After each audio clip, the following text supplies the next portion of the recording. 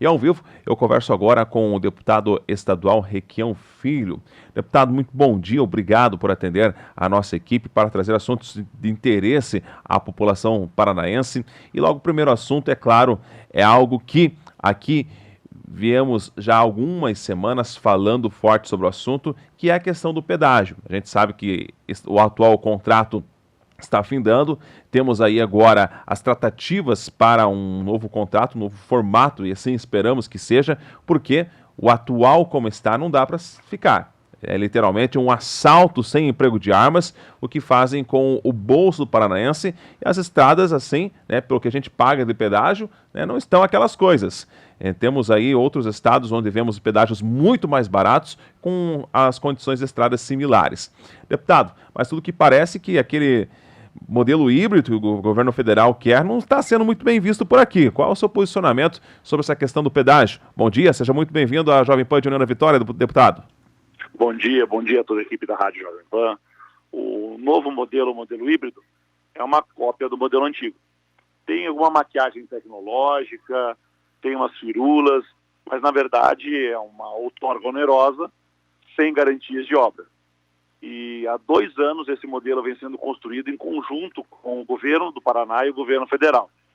E agora nós estamos tentando pressionar o governo federal para desistir desse modelo e fazer aqui no Paraná um pedágio pela menor tarifa. Deputado, pelo seu posicionamento, pela sua experiência, o que poderíamos esperar de um pedágio, digamos, justo para o paranaense nesses próximos 20 anos? Pedágio justo, Tiago, era não ter pedágio. Porque você pagou, eu paguei, todos os caminhoneiros pagaram por obras que não aconteceram. E no novo contrato de pedágio, a maioria das obras são obras que nós já pagamos e deveriam ter acontecido. E ninguém está cobrando das atuais pedágios a devolução do dinheiro ou a feitura dessas obras. Então, pedágio justo era não ter pedágio. Agora, em uma licitação, o modelo correto é quem oferecer o menor custo com mais obras deve ganhar o pedágio. Seria assim uma licitação séria. Mas a licitação nova, o modelo híbrido, é mais ou menos uma garantia para que as atuais pedagieiras ganhem muito dinheiro e para que as atuais pedagieiras ganhem a licitação. Deputado, falando em questão de custos aí, temos o paranaense também um custo que vai aumentar. O da energia elétrica, salvo engano, já é agora para junho, um aumento de quase 10% sobre o aumento de tarifa da energia elétrica. Na sua opinião, esse aumento até pode ser legal, mas até devido ao momento da pandemia que estamos, o governo não devia discutir uma forma melhor, né, junto à concessionária de energia elétrica, porque a gente está numa pandemia, um momento complicado, muitos paranaenses perderam seus rendimentos e agora vem aí mais uma conta para pagar, quase 10% de aumento. Qual é o seu posicionamento sobre esse aumento? Absurdo, criminoso, mas na mão do governo Ratinho, a Copel deixou de trabalhar para os paranaenses. Os benefícios que nós tínhamos de energia para a área rural estão sendo todos cortados, os benefícios de energia para as famílias em necessidade estão sendo cortados, as tarifas sociais vão diminuindo. Mas como é que funciona o aumento? A ANEEL Energia, a Agência Nacional de Energia Elétrica, define: olha, nesse período as empresas distribuidoras e geradoras de energia podem aumentar de 0 a X%, tá? Então pode ser 0 a 10, 0 a 7, 0 a 11. Acontece que a Copel fez uma reunião de acionistas aqui no Paraná, onde os acionistas têm direito a voto. É uma coisa absurda, absurdo, fizeram para puxar saco de acionista.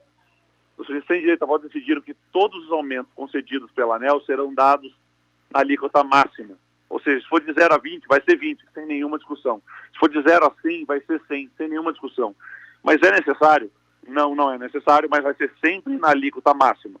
Esse é o governo Ratinho, com aquele menino Pimentel que eles colocaram lá, transformando a Copel numa máquina de fazer dinheiro para acionista e numa máquina de tirar dinheiro da economia paranaense. E além da luz, né, deputado, temos também aumento aí na água, né? A Sanepar também tem um reajuste. Eu lembro até no mês passado, durante o Dia Mundial da Água, o senhor apresentou um projeto para que viesse um reajuste, mas só dentro da inflação, o que não vem acontecendo realmente nos últimos anos. A gente vê um aumento vindo muito maior do que o aumento, por exemplo, do salário mínimo. Aí não dá, né? Você ganha aí um aumento do salário mínimo, literalmente o mínimo do mínimo, e sempre as tarifas, por exemplo, da água, né, um preço maior. É sobre esse projeto apresentado para conceder esses descontos nas tarifas da Sanepar, ele foi aprovado? Em que pé está? O governo jamais deixaria esse projeto passar, e a Sanepar já aumentou a tarifa mais de 126% acima da atual inflação só neste ano. As tarifas vêm sendo aumentadas praticamente o dobro da inflação durante o governo Ratinho, ou seja, 100% a mais. Os acionistas estão ganhando muito dinheiro, a população paranaense passando dificuldade, as indústrias passando dificuldade, as empresas passando dificuldade, e a Sanepar dando lucros absurdos, e nós estamos aí vendo mais um aumento com uma empresa que dá lucro, que vai prejudicar o povo paranaense. Deputado, agora há pouco até, inclusive, aqui havia uma matéria com o Guto Silva, que é o chefe da Casa Civil, repassando agora para a Assembleia, né, sobre a LDO do ano que vem, que já prevê uma queda na arrecadação, principalmente em cima do ICMS, devido à pandemia. Bom, se para a questão da arrecadação de impostos tem essa diminuição, isso é impacto direto também referente ao emprego. Até, inclusive, tem um projeto seu que está solicitando que essas empresas que devem ICMS, elas possam quitar esses débitos de forma parcelada e após a pandemia, que atualmente não tem jeito. Tem empresa fechando, tem empresa em dificuldades, decretando falência, e é um momento bastante complexo para a economia, né? Um momento complexo, mas em 2008, quando o Requião era governador e nós tivemos uma crise, nós zeramos ICMS de pequenas e microempresas, nós abaixamos o máximo a alíquota, deixamos 90 mil itens no Paraná isentos de ICMS e a arrecadação aumentou. O que acontece? Se as pessoas conseguem pagar os seus impostos, se as empresas conseguem pagar os seus impostos, elas não fecham as suas portas. Então, numa crise, nós temos que promover emprego e salário. O imposto arrecadado pelo Estado vem com o aquecimento da economia, mas o Ratinho não sabe estudar história ou não gosta de estudar história. O seu secretariado é péssimo e eles acham que para aumentar a arrecadação tem que aumentar imposto.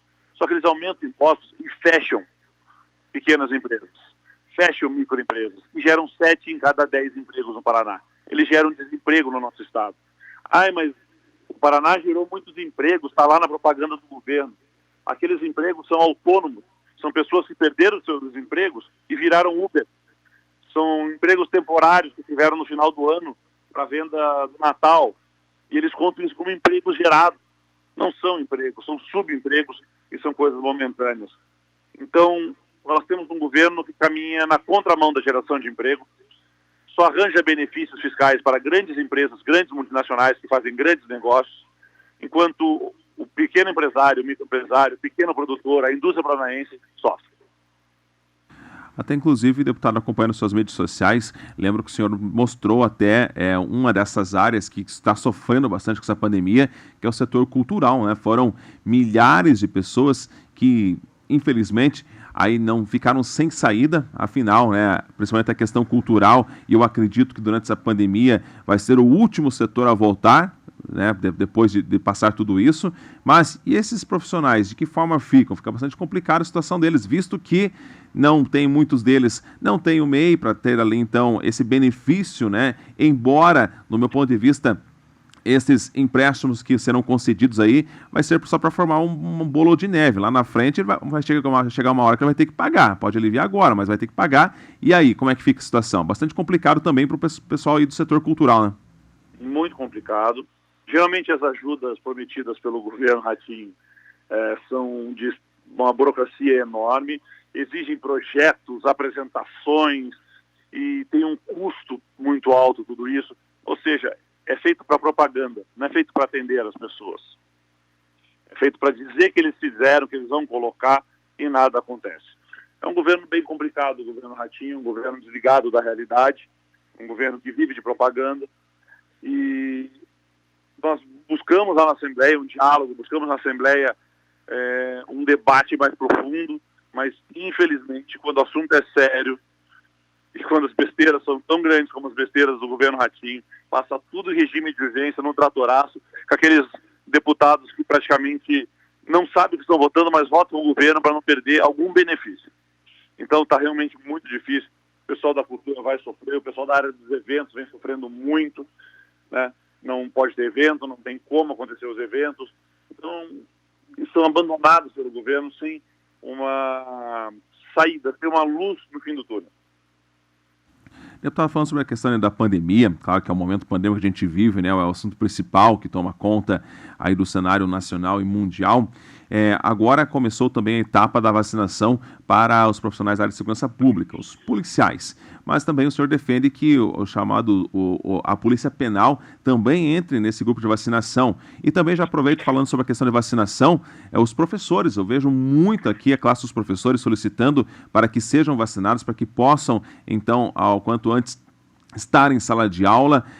Como está a defesa desses profissionais, então, por sua parte, para que recebam logo esta primeira dose?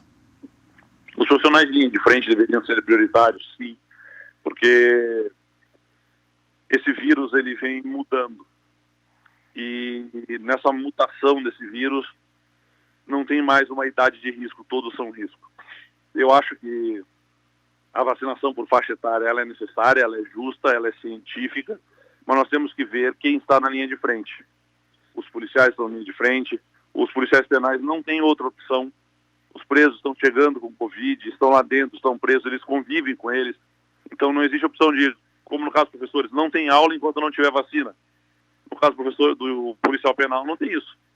A cadeia vai continuar funcionando. No caso da polícia não tem isso, a polícia não para. A polícia está na rua, a polícia está patrulhando, a polícia está fiscalizando eventos.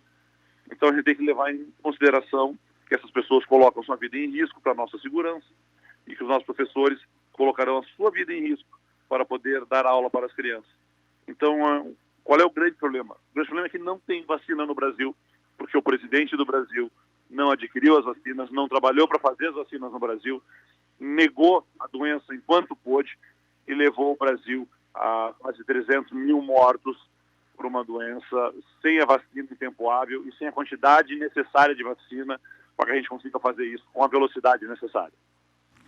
Deputado, para a gente finalizar, ano que vem aí um ano eleitoral. É um ano em que o paranaense, assim como o brasileiro como um todo, vai lá colocar o seu voto naquelas pessoas em que ele acha que deve melhorar o seu estado, a sua nação. Aqui no estado do Paraná, mediante principalmente essa questão da pandemia, onde demonstra realmente aqueles governadores e assim, é claro, também os deputados que estão preocupados com a questão da saúde, que estão preocupados com a questão também do emprego, e realmente esta pandemia ela veio para mudar, e acredito eu que mediante esse cenário a gente consegue tirar algo positivo ali, ver realmente quem quer trabalhar pelo brasileiro, quem quer trabalhar pelo paranaense.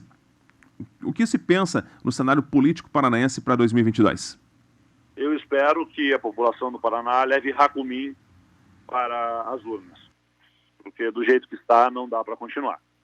Eu vou dizer para você, eu fui um dos maiores opositores do governo Beto Richa, um dos deputados que mais denunciou o governo passado, e o governo passado era melhor do que o atual.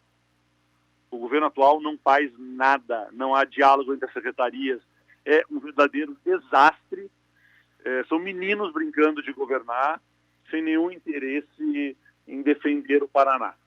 Então eu espero que a população veja isso e no ano que vem escolha melhor os rumos para o nosso estado.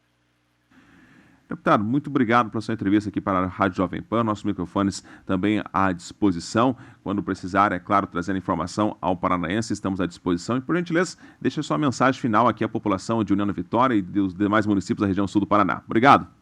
Muito obrigado. Quem quiser saber mais sobre o meu trabalho, @RequiãoFilho nas redes sociais, www.requiãofilho.com.br, na minha página com artigos, inclusive sobre o pedágio, o que muda e o que não muda, e no Facebook, /RequiãoFilho.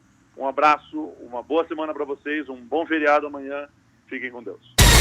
O fato acontece. A Jovem Pan informa.